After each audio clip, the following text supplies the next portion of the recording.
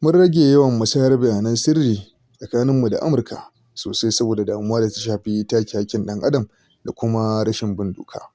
Amma a zahiri wannan hakan shine ya yi la'akari ne da lamari ko yanayin yadda Trump yake tafiyar da al'amuransa na tsoma baki akan wasu ƙasashe fiye da kima.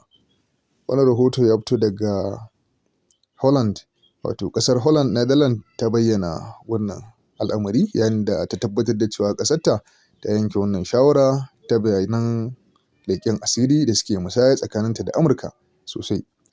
Bisa ga bayanan hukumomi na ƙasar sun bayyana cewa wannan mataki ya samo asali ne daga damuwar da take tattare da take hakkin ɗan adam da kuma rashin bin ƙa'idoji da doka a wasu ayyuka da Amurka take yi.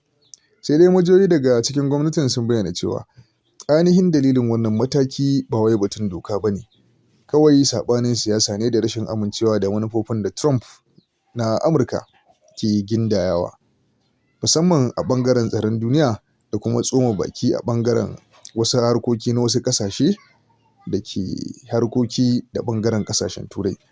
Wasu masu sharhi a Turai sun ce wannan yana nuna yadda Trump ke jan wani sabon layi da kuma shiga tsakanin masu hulɗa da Amurka da kuma ɓangaren NATO, wanda hakan babban cima baya ne da kuma koma baya ga ƙasarsu, wanda hakan na iya haifar da raguwar haɗin kai da kuma rashin amincewa tsakanin ɓangarori guda biyun a fannoni na tsaro da kuma ɓangaren siyasa. Bisa rahotannin da suka fito daga The Hague, gwamnatin Holland ɗin tana taka tsantsan ƙwarai da gaske wajen bayyana cikakken dalilin da ya sa ta rage musayar bayanan sirri da Amurka a hukumance. Ta jingina dalilan da batutuwan kare hakkin ɗan adam ne da kuma ƙin bin doka da kuma tsarin shari'a da Amurka take yi.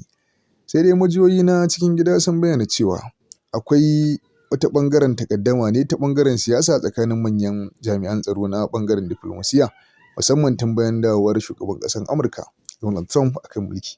Ana ganin cewa Trump yana sauya tsare-tsaren hulɗar da Amurka take yi da wasu ƙasashen Turai, inda yake matsa musu lamba na bin manufar Amurka kai tsaye a fannoni da dama, ciki har da ɓangaren tsaro da kuma yaƙi da ɓangaren leƙen asiri da kuma manufofi akan ƙasar Isra'ila da kuma ɓangaren Rasha. Masu nazari sun ce wannan mataki na Holland yana iya zama wani saƙo mai ƙarfi ga Washington da kuma cewa Turai ba za ta ci gaba da bin umarnin Amurka kai tsaye ba, musamman idan har manufar ta kauce daga ƙa'idojin dimokuraɗiyya da kuma kare 'yancin bil'adama. Wasu kuma sun gargaɗi cewa idan har ya zamana cewa sauran ƙasashen Turai suka bi wannan sahu da Holland ta bi, to hakan yana iya lalata tsarin musayar bayanai na sirri da kuma ɓangaren tsaron NATO, wanda ke zama ginshiƙin tsaro tsakanin Amurka da abokan hulɗarta. 'Yan uwa, ya kuke ganin wannan al'amari a halin yanzu da Amurka ta fi buƙatan abokanta kuma a yanzu sun fara janye mata baya? Wani irin hakki Amurkan take takawa kuma wani irin tsoma baki take a wasu ƙasashe?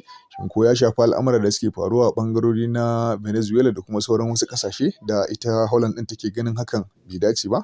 Holland ɗin kuma ta sha zargin cewa Amurkan tana so ya zamana cewa duka ƙasashen da suke a ƙarƙashin NATO sun bi manufar tsarin da Amurka take tafiya a kai. Amurkan tana manta cewa su ma ƙasashe ne masu zaman kansu da kuma al'umma da suke jagoranta. Menene ra'ayinku game da wannan manufa ta Netherlands na janye ayyukanta tare da Amurka? Ku faɗa mana ra'ayinku a comment section, kada ku manta ku mana share, like da comment. Wannan rahoto yana zuwa daga Hausa Global News. Allah ya ba mu alheri.